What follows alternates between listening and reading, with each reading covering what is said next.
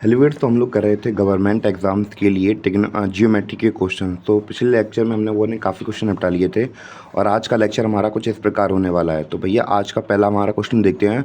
तो पहला क्वेश्चन हमसे कह रहा है the sides of the triangle are in the ratio. तो हमें किसी ट्रायंगल की जो साइड्स हैं वो इस रेशियो में दी गई। तो भैया हमें बताना है कि वो ट्रायंगल कौन सा है। तो जैसा कि हमें पता है कि अगर कोई हमने जब थ्योरी वगैरह कवर की थी तो उसमें देखा था हमने कि ए इसका जब हम लोग ए प्लस बी यानी कि दो साइड्स हैं, वो जो ए प्लस बी की साइड्स हैं, तो अगर जे होती है ए स्क्वायर प्लस बी स्क्वायर, ये बड़ी होती हैं किससे, सी स्क्वायर से। तो ये क्या होता है भैया, अलग अलग प्रॉपर्टीज देखी थी हमने। एक हमने ये देखी थी A plus B square is equal to C square, तो एक प्रॉपर्टी हमने ये देखी थी। और तीसरी प्रॉपर्टी हमने ये देखी थी A square plus B square is smaller than C square. तो यानी कि सी स्क्वायर जब बड़ा होता है तो भैया हमारा कौन सा एंगल बनता है, तो भैया हमारा एंगल बनता है ऑब्ट्यूस एंगल। कौन सा बनता है, ऑब्ट्यूस एंगल बनता है। तो इस प्रकार हमने ये समझा कि ये ट्रायंगल कौन सा है, जब हमें ये साइड के रेशियो दिए गए, ये कौन सा एंगल है, ऑब्ट्यूस एंगल है। ठीक है, तो ऑब्ट्यूस एंगल के अंदर हम लोगों ने थ्योरी पढ़ी थी ये कि जो ए स्क्वायर प्लस बी स्क्वायर होता है वो सी स्क्वायर से कैसा होता है, छोटे होते हैं। तो अगर हम लोग अगर करके भी देखना चाहें तो आराम से करके देख सकते हैं। तो यहाँ पर मैं 3 का स्क्वायर रखता हूँ प्लस 4 का स्क्वायर रखता हूँ और 6 का स्क्वायर भी देख लेते हैं हम लोग।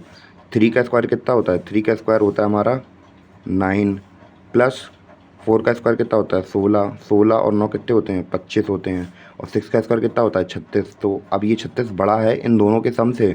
तो इस प्रकार हमने कह दिया ये कौन सा एंगल है, ऑब्ट्यूस एंगल है। कौन सा एंगल है, ऑब्ट्यूस एंगल है।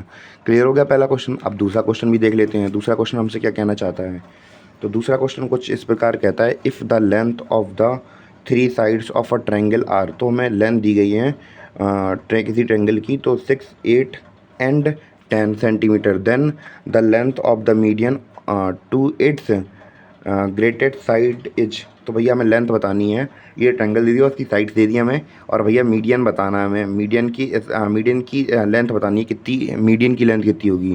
तो सबसे पहले हम लोग पहले इनके रेशियोस बता लेते हैं। तो जैसे कि 6, 8 और 10 दिया गया, ठीक है, ये उसकी लेंथ दी गई है हमें, ठीक है, अलग अलग साइड्स की। तो और हम लोग अगर इस चैप्टर में इस वाले क्वेश्चन के लिए हमें पहले क्या समझना पड़ेगा, ट्रिपलेट का कॉन्सेप्ट हम लोगों ने पिछले ट्रिग्नोमेट्री के अंदर बात की थी भैया। जैसे कि अगर हम लोग बात करें 3, 5, 8, जैसे कि अलग अलग ट्रिपलेट्स होते हैं हमारे 3, 4, 5, या फिर हम लोग बात करें दूसरे दूसरे हमारे ट्रिपलेट्स होते हैं। तो वैसे ही अगर हम लोग इसे डिवाइड करके देखें किससे, 2 से, तो ये क्या बन जाएगा, ये भी हमारा ट्रिपलेट ही बन जाएगा। तो 2 3 जा 6, 2 4 जा 8 और 2 5 जा 10। तो ये भैया ट्रिपलेट बन के तैयार हो गया हमारा।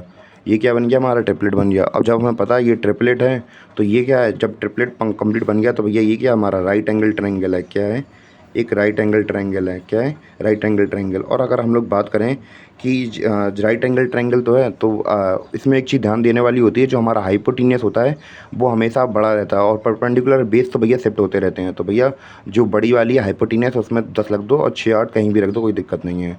तो ये हमारा क्या है, एक राइट एंगल ट्रायंगल है।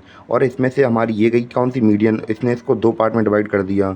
और जैसे कि हमें पता है राइट एंगल ट्रायंगल के अंदर जो मीडियन होती है वो कैसी रहती है, हाफ रहती है। तो भैया हाफ 10 का हाफ कितना हो जाएगा, हाइपोटेन्यूस की हाफ रहती है। तो हाइपोटेन्यूस हमारे पास 10 है, तो भैया मीडियन की साइड कितनी हो गई, तो मीडियन की हो गई 5। ठीक है, इस प्रकार हमने अपना आंसर कर लिया और उम्मीद है आपको दोनों क्वेश्चन समझ में आए हों।